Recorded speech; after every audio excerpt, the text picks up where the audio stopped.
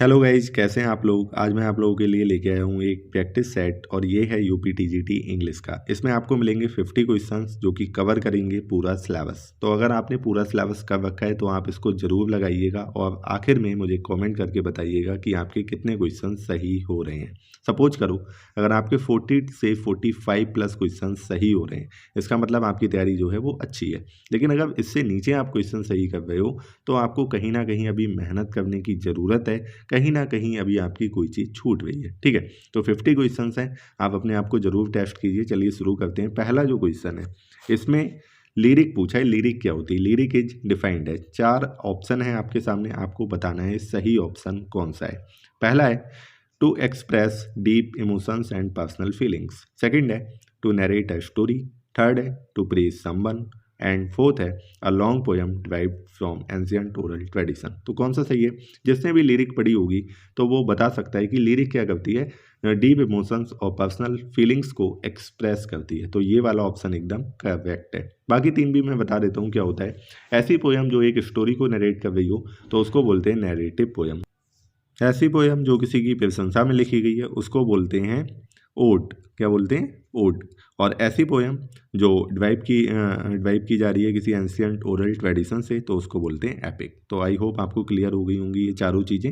ये आपका जो क्वेश्चन था वो कहाँ से था? लिटरेरी टर्म से। अब एक सेकंड क्वेश्चन है, ये थोड़ा सा क्वेश्चन डिफिकल्ट है। इसमें पूछा गया है एक फॉर्म ऑफ थिएटर थी 20th सेंचुरी में जिसका नाम था एजिटप्रॉप थिएटर। तो वो क्या है एक्चुअली? तो इसमें 4 ऑप्शन है, आपको बताना है कि ये क्या है। सबसे पहले a form of folk theatre in rural England. Second है ब्रेक्सियन ड्रामा। थर्ड है मार्क्सिस्ट और communist propaganda using the theatre form. Fourth है civil right movement on the street of Chicago United States. तो इन चारों में से कौन सा सही है? तो सबसे पहले तो आपको पता होना चाहिए ये एजिटप्रॉप थिएटर होता क्या है। एक्चुअली ये कुछ नहीं होता है।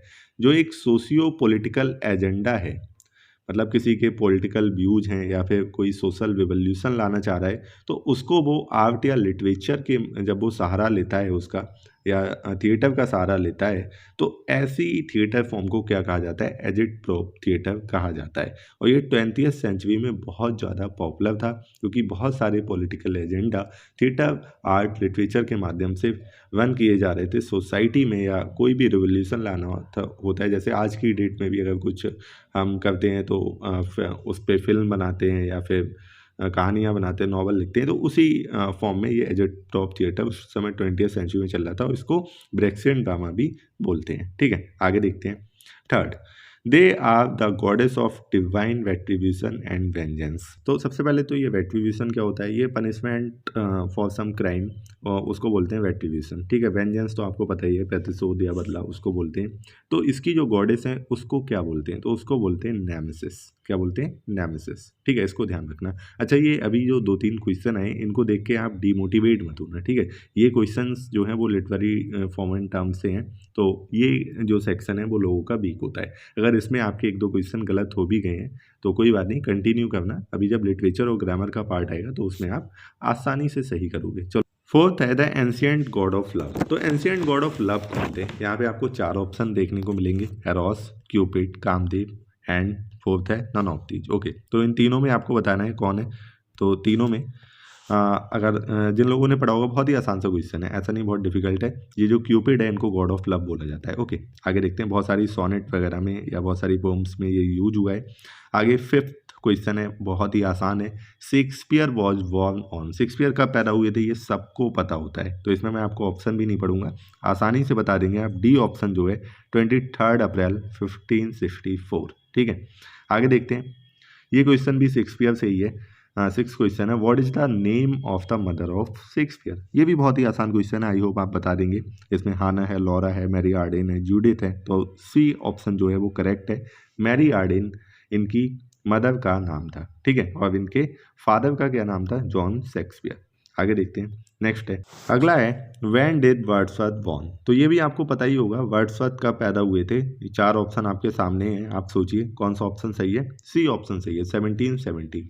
पूरी डेट क्या है? 7 जुलाई 1770। ओके, अगला है, ये भी क्वेश्चन वर्ड्सवर्थ से है। 8वां क्वेश्चन है, what was the father's name of William Wordsworth. William Wordsworth के फादर का क्या नेम था? तो देखो, विलियम शेक्सपियर और विलियम वर्ड्सवर्थ दोनों के फादर का नेम जो था वो जॉन ही था। वो जॉन शेक्सपियर थे, ये जॉन वर्ड्सवर्थ थे। अच्छा, इनकी मदर का क्या नाम था, कोई बताएगा? एन कुकसन। ठीक है, सब पता होना चाहिए आपको। आगे देखते हैं, who inspired Wordsworth to compose poems. Wordsworth को किसने इंस्पायर किया था पोएम्स कंपोज करने के लिए? 4 ऑप्शन है। अच्छा, ये कंफ्यूजिंग ऑप्शन है, इसमें आप 2-3 ऑप्शंस में एक्चुअली कंफ्यूज हो सकते हैं। तो 4 ऑप्शन दिए हैं, विलियम टेलर है, चार्ल्स डायोडाटी है, जॉन मिल्टन है और गॉडविन है। तो एक तो गॉडविन से ये बहुत ज़्यादा इंस्पायर्ड थे। ठीक है, विलियम टेलर और चार्ल्स डायोडाटी, ये तीनों ऑप्शन में आप कंफ्यूज हो सकते हैं, लेकिन जो सही ऑप्शन है वो कौन है? William Taylor. ठीक है, आगे देखते हैं। 10th, जॉन मिल्टन से ये क्वेश्चन है, जॉन मिल्टन कब पैदा हुए थे? जॉन मिल्टन कब पैदा हुए थे? तो 1609, 05, 08, 11। अब इसमें आप 2 चीज़ों में कंफ्यूज हो सकते हैं अगर आपने हल्के से पढ़ा है 8 और 9 में। तो जॉन मिल्टन कब पैदा हुए थे? 8 में। ठीक है, आगे देखते हैं 1608 में। अच्छा, मिल्टन के फादर कौन थे? फिर से क्वेश्चन आ गया, मिल्टन के फादर कौन थे, मतलब उनका प्रोफेशन क्या था? ठीक है, इसमें नाम नहीं पूछा है, उनका प्रोफेशन पूछा है। तो एक स्क्रिवेनर थे, लॉयर थे, आर्किटेक्ट थे या फिर सर्जन थे। इन 4 ऑप्शन में से आपको एक चूज करना है। अगर आपने पढ़ी होगी मिल्टन की बायोग्राफी अच्छे से, तो पहला ऑप्शन जो है वो करेक्ट है, स्क्रिवेनर थे। ये क्या होता है, स्क्रिवेनर क्या होता है? पुराने टाइम में जब एजुकेशन कंपलसरी नहीं हुआ करती थी, तो उस टाइम पे बहुत कम लोग पढ़े लिखे हुआ करते थे, और जो लोग कोर्ट के सामान वगैरह या फिर जो भी लिखा पढ़त का काम किया करते थे इस तरह की, चाहे वो लीगल हो या फिर वैसे हो, तो उनको स्क्रिवेनर बोला करते थे। ठीक है, आगे देखते हैं। ज़्यादातर जो लीगल सामान वगैरह हुआ करते थे, इनको ये लोग पढ़ा करते थे। ठीक है, आगे देखते हैं, जॉन गैल्सवर्दी कब पैदा हुए थे? जॉन गैल्सवर्दी कब पैदा हुए थे? आपके सामने 4 ऑप्शन हैं, तो कौन सा ऑप्शन सही है आराम से बता दोगे। देखो, कोई भी राइटर हो उसकी आपको डेट ऑफ बर्थ तो पता ही होनी चाहिए, राइट? तो जॉन गैल्सवर्दी 1867 में पैदा हुए थे। अगला है, शेक्सपियर वॉज मैरिड। शेक्सपियर ने शादी कब की? तो इसमें भी 4 ऑप्शन है। अब ये डेट्स बड़ी बड़ी कंफ्यूजिंग है। ठीक है, अब इसमें कंफ्यूजन कहाँ पे है? देखो, 1584 था, 1582 है, 87 है और 81 है। अब इसमें ये 2 डेट इंपॉर्टेंट है, एक तो 87 और एक 82। आप मुझे बताओ कि दोनों डेट क्यों इंपॉर्टेंट है। सबसे पहले तो 82, अगर मैं आपको सही ऑप्शन बताऊँ, 82 इनकी शादी जो हुई थी वो हुई थी 1582 में। ठीक है, अब 1587 क्यों इंपॉर्टेंट है? 1587 डेट इसलिए इंपॉर्टेंट है, इस ईयर में ये लंदन को छोड़कर चले गए थे, राइट?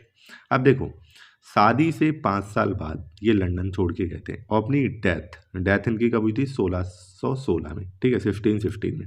इससे 5 साल पहले ये लंदन से वापस आ गए। इस तरह से आपको ध्यान रखना है। ठीक है, 1587 में ये गए थे लंदन और 1611 में वापस वहाँ से लंदन को छोड़ दिया। तो 1582 में इनकी शादी हुई थी। ओके, आगे देखते हैं। Which of the Shakespeare's children died. Shakespeare का कौन सा जो बेटा था या कौन सा जो बच्चा था वो मर गया था? तो ये आपको बताना है।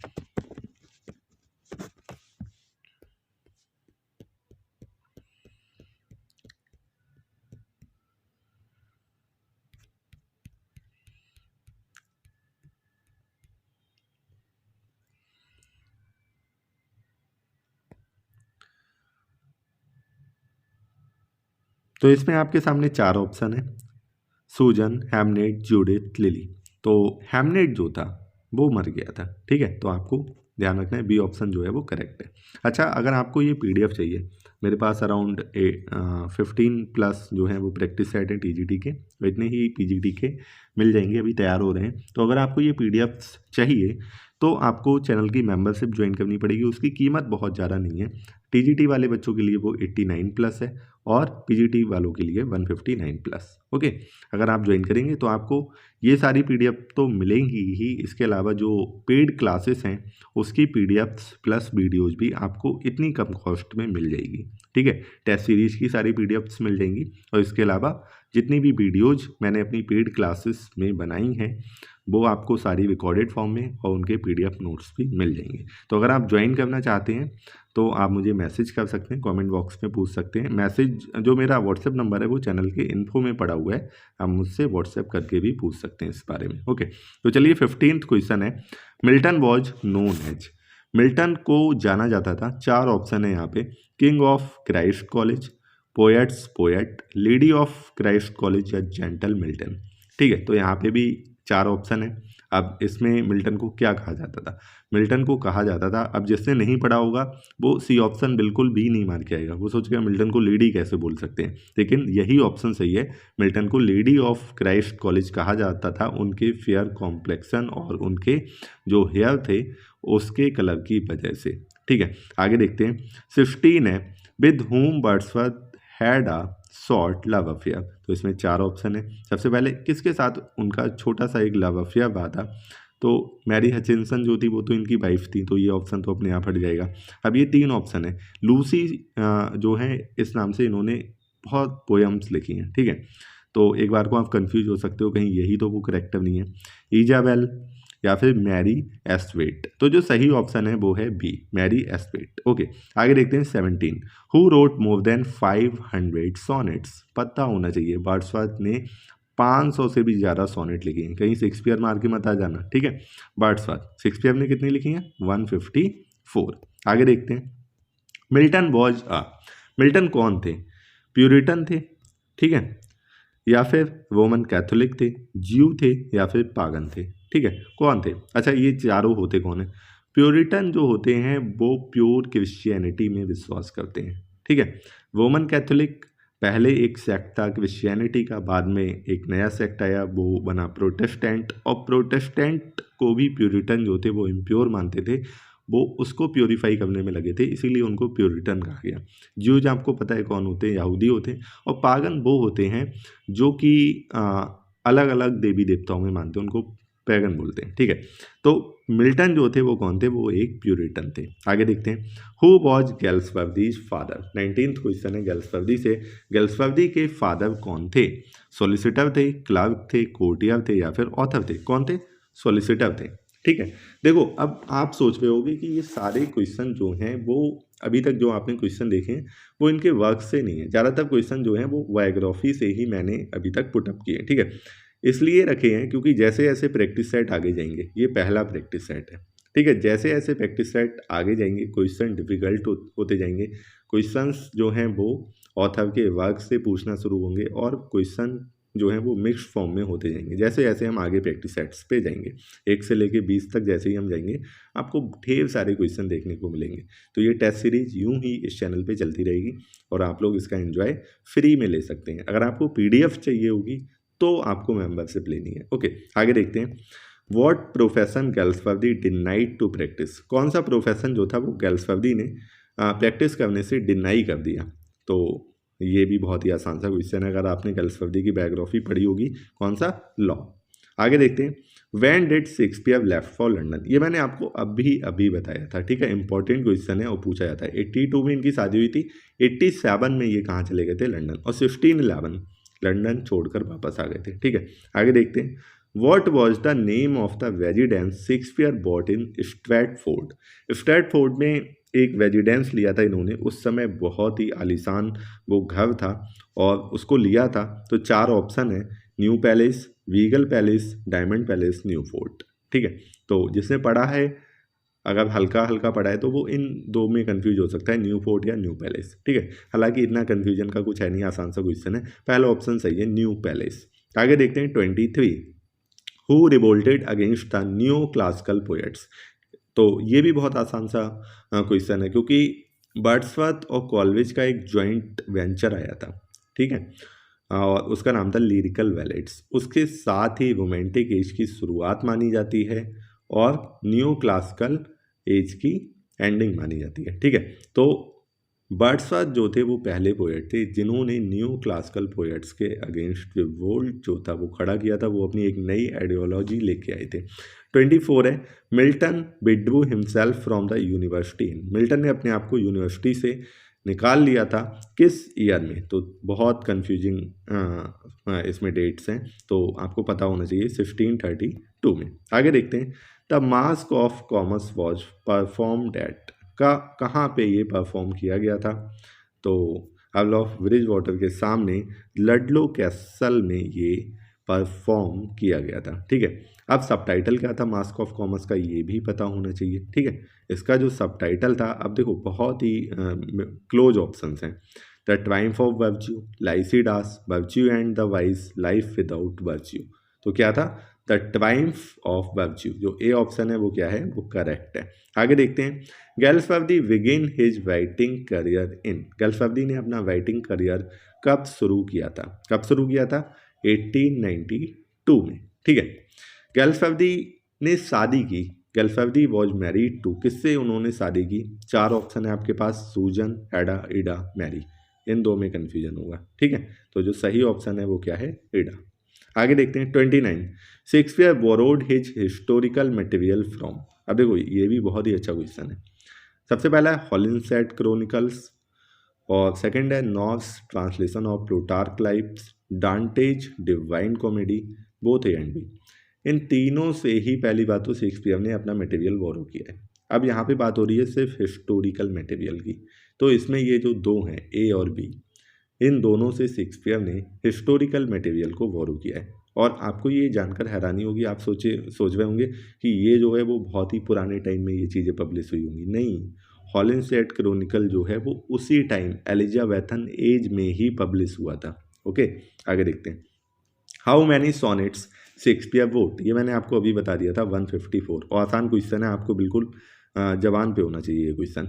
It is word that modifies something other than a noun. देखो यहाँ से आपका शुरू होता है ग्रामर सेक्शन, और आपको अभी तक हमने 30 क्वेश्चन लिटरेचर के पढ़े, अब 20 क्वेश्चन हम ग्रामर के देखेंगे। ठीक है, और हर प्रैक्टिस सेट में मैंने इसी पैटर्न में डिजाइन कर रखा है, 30 क्वेश्चन लिटरेचर के, 20 ग्रामर के, ताकि आपको एक बैलेंस जो है वो प्रैक्टिस सेट में मिले। चलिए देखते हैं। 31 है, it is word that modifies something other than noun. देखो जो वर्ड नाउन को मॉडिफाई करता है वो तो हमें पता है एडजेक्टिव होता है, लेकिन ये नाउन के अलावा बाकी चीज़ों को मॉडिफाई करता है, तो एडजेक्टिव तो ऑब्वियसली नहीं होगा। वर्ब किसी को मॉडिफाई नहीं करती, ये भी नहीं होगा। ठीक है, नाउन भी किसी को मॉडिफाई नहीं करता, ये भी नहीं होगा। बचा क्या? एडवर्ब। एडवर्ब किस किस को मॉडिफाई करता है ये आपको पता होना जरूरी है। सबसे पहले तो वर्ब को, बहुत अच्छे से मैंने ये चीज़ें अपनी पेड क्लासेस में पढ़ाई हैं, आप मेंबरशिप लेंगे तो आपको बहुत ही कम कीमत में वो सारी वीडियोज़ मिल जाएंगी। वर्ब को मॉडिफाई करता है, ठीक है, एडवर्ब को करता है, और एडजेक्टिव को करता है। एडवर्ब इन 3 चीज़ों को मॉडिफाई करता है। आगे देखते हैं। A sentence which express strong feeling is known as. एक ऐसा सेंटेंस जो स्ट्रॉन्ग फीलिंग्स को एक्सप्रेस करता है उसको क्या बोलते हैं? अब देखो 4 हैं ऑप्शन। असर्टिव बोलते हैं, इंटेरोगेटिव, नेगेटिव, या एक्सक्लेमेटरी। तो चौथा ऑप्शन एकदम सही है, एक्सक्लेमेटरी सेंटेंस बोलते हैं जो स्ट्रॉन्ग फीलिंग्स को दर्शाता है। आगे देखते हैं। डू इट, ये एक सेंटेंस है, और ये कैसा है? इम्पेरेटिव सेंटेंस है। अब इम्पेरेटिव सेंटेंस में हमें इस सेंटेंस में सब्जेक्ट का पता लगाना है। सब्जेक्ट क्या है? 4 ऑप्शन है। पहला है डू, दूसरा है इट, तीसरा है लेफ्ट आउट। लेफ्ट आउट मतलब सब्जेक्ट है ही नहीं, और डी जो है नन ऑफ दीज। तो इसमें जो इम्पेरेटिव सेंटेंस अगर आपने पढ़ा होगा, तो इम्पेरेटिव सेंटेंस में जो सब्जेक्ट होता है वो आपको एज्यूम करना होता है। जैसे आप बोलोगे ओपन द डोर, सब्जेक्ट इस सेंटेंस में नहीं है, उसको छोड़ दिया है, लेकिन हम किसी से कह रहे हैं ना कि तुम दरवाजा खोलो, तुमको अपने आप ही मान लो ना, you open the door, you को हमने हटा दिया, ये लेफ्ट आउट है। ठीक है, तो सी ऑप्शन जो है वो सही है। आगे है सी केम सून आफ्टर। अब देखो इसमें आफ्टर क्या है? इस तरह के क्वेश्चन पिछली बार 3 आए थे पीजीटी के एग्जाम में, पता है आपको? तो इसमें क्या है? सी केम सून आफ्टर। ये आफ्टर क्या है? नाउन है, प्रोनाउन है, वर्ब है, एडवर्ब है, क्या है भाई ये? तो आपको बताना है ये आफ्टर यहाँ पे क्या है। इसमें ऐसी 35th क्वेश्चन है, इसमें भी आफ्टर पूछा है, तो ये बड़े कंफ्यूजिंग क्वेश्चन होते हैं। अब देखो इसमें क्या है, सी केम सून आफ्टर। सबसे पहले तो केम को कौन मॉडिफाई कर रहा है? यहाँ पे सून। ठीक है, तो सून यहाँ पे क्या बन गया? वर्ब को मॉडिफाई कर रहा है, तो ये एडवर्ब हो गया। अब इस एडवर्ब को भी ये आफ्टर मॉडिफाई कर रहा है। अब जो चीज़ एडवर्ब को मॉडिफाई करती है वो खुद भी एक एडवर्ब होती है, अभी मैंने आपको ऊपर बताया था, तो डी ऑप्शन जो है वो करेक्ट है। 35th है सी केम आफ्टर मी। अब यहाँ पे आफ्टर क्या है? देखो वहाँ पे तो आफ्टर एडवर्ब था, अब आप कहोगे केम जो है वो आफ्टर को मॉडिफाई कर रहा है, तो ये एडवर्ब हो जाएगा, आप लगा के आ जाओगे। लेकिन नहीं मेरे भाई, ये एडवर्ब यहाँ पे नहीं है, क्योंकि इसके बाद एक नाउन या प्रोनाउन है। ठीक है, इसके बाद क्या है? मी क्या है? प्रोनाउन है, और ये जो आफ्टर है इस प्रोनाउन को बाकी पार्ट ऑफ सेंटेंस से कनेक्ट कर रहा है, तो ये प्रेपोजिशन है। यही प्रेपोजिशन की डेफिनेशन होती है, ये एक नाउन या प्रोनाउन से पहले आती है, सबसे पहली बात तो। ठीक है, और इस नाउन या प्रोनाउन को बाकी जो सेंटेंस का पार्ट होता है उससे कनेक्ट करती है। तो ये प्रेपोजिशन और एडवर्ब में बड़ा कन्फ्यूजन रहता है, आप इतना ध्यान रखना, अगर बाद में कोई नाउन या प्रोनाउन आ रहा है जो कनेक्ट हो रहा है बाकी पार्ट ऑफ सेंटेंस से, इसका मतलब वो एडवर्ब नहीं है, वो प्रेपोजिशन है। ठीक है, सी केम आफ्टर मी, तो आफ्टर यहाँ पे क्या है, प्रेपोजिशन है। आगे देखो, she came after I had gone.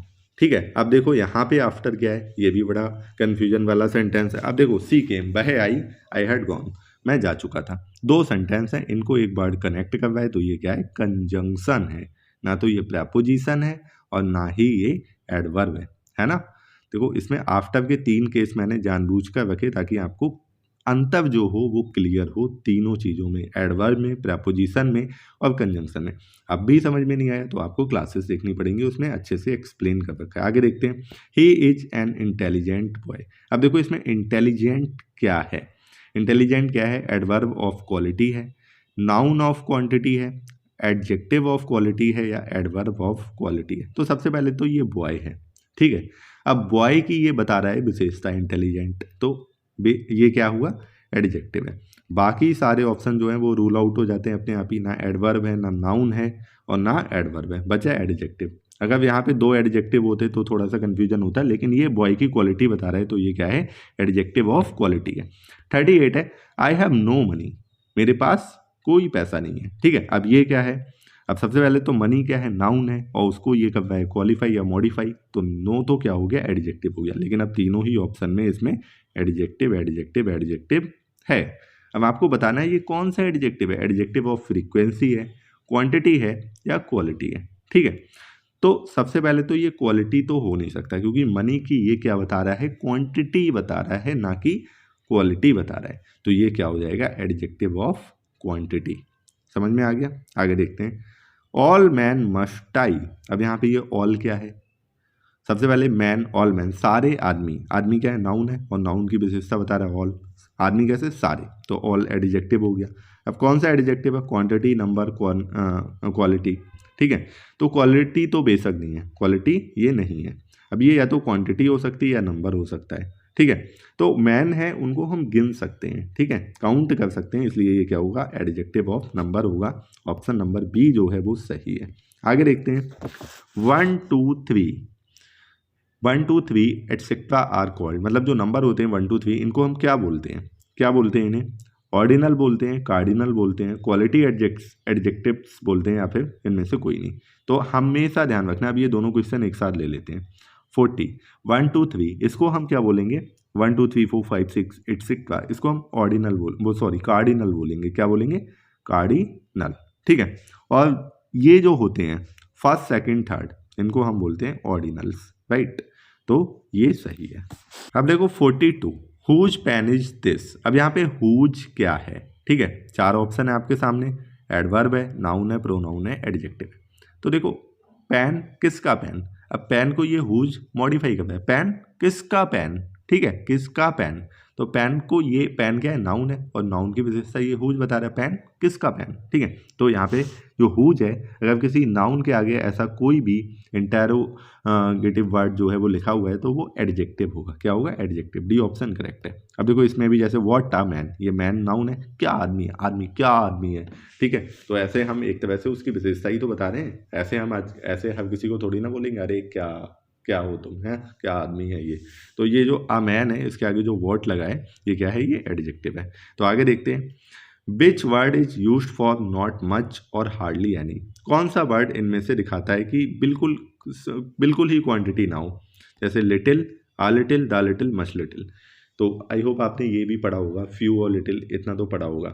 जब सिर्फ लिटिल लिखते हैं तो इसका मतलब ये होता है कि है ही नहीं, बिल्कुल बिल्कुल भी नहीं है, इक्का दुक्का कुछ एक दाना होगा, बिल्कुल भी नहीं है। ठीक है, आ लिटिल का मतलब होता है थोड़ा है।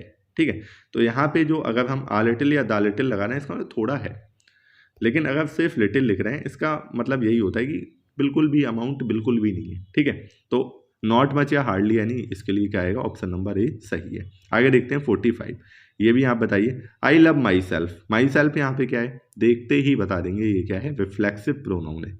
आगे देखिए, सम बॉयज आर इंटेलिजेंट। यहाँ पे सम क्या है, सम क्या है, यहाँ पे some boys are intelligent, 4 option है, नाउन, प्रोनाउन, एडजेक्टिव या वर्ब। तो बॉयज क्या है, नाउन है, उसको एक वर्ड उसके आगे लगाए जो उसको मॉडिफाई कर पाए, तो नाउन के आगे अगर ऐसा कोई वर्ड लगाए तो वो अपने आप ही ऑटोमेटिकली क्या हो जाता है, एडजेक्टिव हो जाता है। ठीक है, I will teach you one day. अब देखो इसमें वन क्या है, अब इसमें ये जो डे है, डे क्या है, नाउन है, उसके आगे कुछ लगा है तो वो क्या हो जाएगा, एडजेक्टिव हो जाएगा। आगे देखो 48, seeing a lion I ran away is an example of. अब देखो इसके ये जो क्वेश्चन है ना, इसके लिए आपको सिंथेसिस आना चाहिए, और अगर आपने नहीं पढ़ा है तो आप ये क्वेश्चन नहीं कर पाएंगे। सिंथेसिस का ये क्वेश्चन है, इसमें क्या है, अगर मैं इसको अलग अलग करके लिखूं, सिंथेसिस आप समझते हो क्या होता है, सिंथेसिस दो सेंटेंसेस को जोड़ता है। जैसे तीन तरह के सेंटेंस होते हैं, सिंपल, ठीक है, कॉम्प्लेक्स और कंपाउंड। तो ये जो यहाँ पे सेंटेंस लिखा हुआ है, ये सिंपल सेंटेंस का एग्जाम्पल लिखा हुआ है। सिंथेसिस में हम दो सेंटेंस को जोड़ते हैं। अब इसमें क्या होगा, अगर इसको मैं दोनों सेंटेंस को अलग अलग करूँगा तो क्या हो जाएगा, आई सॉ अ लायन और आई वैन अवे। ठीक है, इस तरह से ये दो सेंटेंस है, इनको मर्ज किया गया है, seeing a lion I ran away. तो ये किसका एग्जाम्पल है, पार्टिसिपल का है, इन्फिनेटिव का है, जीरंड का, या नन ऑफ दीज। तो सबसे पहले मैं आपको सिंथेसिस तो नहीं पढ़ा पाऊंगा, लेकिन मैं आपको एक बहुत ही बेसिक चीज़ बता दे रहा हूँ। अगर इस तरह से दो सेंटेंस मर्ज हैं और स्टार्टिंग में आईएनजी फॉर्म है तो वो प्रेजेंट पार्टिसिपल होता है। क्या होता है, प्रेजेंट पार्टिसिपल होता है। तो ये ऑप्शन करेक्ट है, ये पार्टिसिपल का एग्जाम्पल है। इन्फिनेटिव टू प्लस वर्ब की फर्स्ट फॉर्म होती है, जीरंड भी आईएनजी होती है, लेकिन वो इस तरह से स्टार्टिंग में नहीं आएगी अगर दो सेंटेंस को मर्ज किया जा रहा है। ये क्या होता है, ये प्रेजेंट पार्टिसिपल होता है, ये एक तरीका होता है दो सेंटेंस को जोड़ने का। ठीक है, लास्ट वाला तो नन ऑफ दीज है। 49, they while away their evening with books and games. यहाँ पे जो वाइल अवे वो क्या है, ये थोड़ा सा क्वेश्चन ट्रिकी है। तो सबसे पहले तो इसमें आपको वाइल अवे का मीनिंग पता होना चाहिए। तो वाइल अवे का मतलब होता है आप अपना जो डाउन टाइम या फ्री टाइम जो है, अगर आप बहुत ही प्लेजेंट तरीके से बिता रहे हैं किसी चीज़ के साथ, तो उसको बोलते हैं वाइल अवे। ठीक है, तो ये एक तरह से क्या है, वर्ब है। क्या है, वर्ब है। ठीक है, वो अपना जो इवनिंग है, वो अपनी शाम है, वो किताबों और गेम्स के साथ बिता रहे हैं। आखिरी क्वेश्चन है, देखो लास्ट में आंसर कीज भी दी हुई है। ठीक है, ऐसा नहीं है, आंसर कीज आपको मिलेंगे अगर आप पीडीएफ लेंगे। देखो 50th क्वेश्चन है, the cat ran after the rat. अब इसमें आफ्टर क्या है, एक हम क्वेश्चन ऐसा कर चुके हैं, आसानी से बता दोगे, थोड़ा सा सोचो आफ्टर क्या है। अगर आप सिर्फ वैन आफ्टर को देखेंगे तो आपको ये एडवर्ब लगेगा, लेकिन एडवर्ब नहीं है। आगे क्या आ रहा है, द वैट। वैट क्या है, नाउन है। तो नाउन से पहले ये आ रहा है जो इसको बाकी पार्ट ऑफ सेंटेंस से जोड़ रहा है, तो ये क्या है, प्रेपोजिशन है। क्या है, प्रेपोजिशन है। कैट जो है वो वैट के पीछे भागी। ठीक है, तो ये क्या है, प्रेपोजिशन है। तो अब आप मुझे बताओ आपके कितने क्वेश्चन सही हुए हैं, सब लोग कमेंट करके मुझे बताओ। और आई होप आपको अपनी तैयारी का भी आइडिया लग गया होगा कि आपकी तैयारी कहाँ पर चल रही है। और ये जो प्रैक्टिस सेट है, मैंने जितने भी प्रैक्टिस सेट्स बनाए हैं उसमें सबसे ज़्यादा आसान था ये। ठीक है, इससे ज़्यादा आसान प्रैक्टिस सेट आपको आगे नहीं मिलेंगे। आगे जैसे जैसे हम पढ़ेंगे प्रैक्टिस सेट्स का लेवल जो है वो बढ़ता जाएगा और आपको बहुत ही अच्छे अच्छे क्वेश्चंस देखने को मिलेंगे। और सिर्फ टीजीटी के ही नहीं, मैं पीजीटी के भी प्रैक्टिस सेट लेके आऊँगा। अगला जो हम प्रैक्टिस सेट करेंगे वो पीजीटी पे बेस्ड होगा, PGT English, UP PGT English पे। तो जो पीजीटी के एस्पिरेंट है, ऐसा नहीं है उनके लिए मैं कुछ नहीं ला रहा हूँ, उन्हें भी प्रैक्टिस सेट्स मिलेंगे। ठीक है, चलिए मिलते हैं अगली क्लास में।